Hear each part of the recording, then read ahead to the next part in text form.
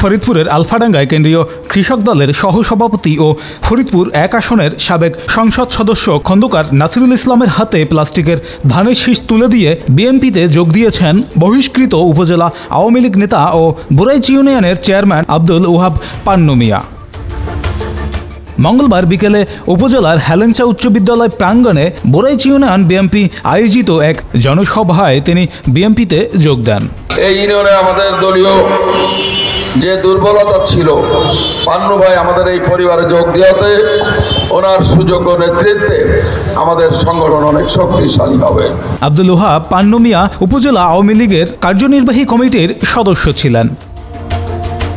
2017 সালে ইউপি নির্বাচনে চেয়ারম্যান পদে দলীয় মনোনয়ন চেয়েছিলেন তিনি, কিন্তু মনোনয়ন না পেয়ে স্বতন্ত্র প্রার্থী হিসেবে প্রতিদ্বন্দ্বিতা করেন। পরে দলীয় প্রার্থীর বিরুদ্ধে নির্বাচনে অংশ নেওয়ায় তাকে দল থেকে বহিষ্কার করা হয়। পান্নুর বিএনপিতে যোগদানকে ঘিরে এলাকায় ব্যাপক সমালোচনা শুরু হয়েছে।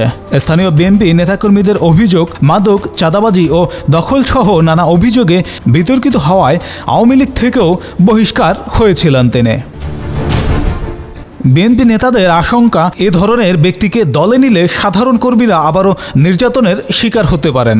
কারণ আওয়ামী লীগ সরকারের সময় পান্নুর বিরুদ্ধে বিএনপি নেতাকর্মীদের হয়রানি ও ঘর ছাড়া করার অভিযোগ রয়েছে।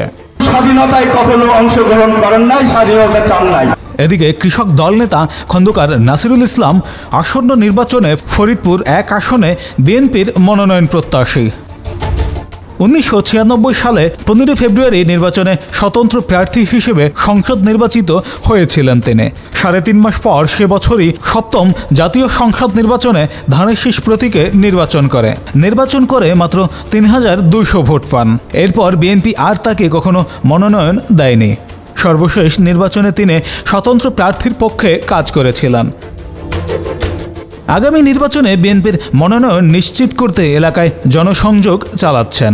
তবে বিতর্কিত আওয়ামী লীগ নেতা পান্নুকে বিএনপিতে নেওয়ার মধ্য দিয়ে আওয়ামী লীগ নেতাদের পুনর্বাসিত করেছেন, এমন অভিযোগ উঠেছে নাসিরুল ইসলামের বিরুদ্ধে।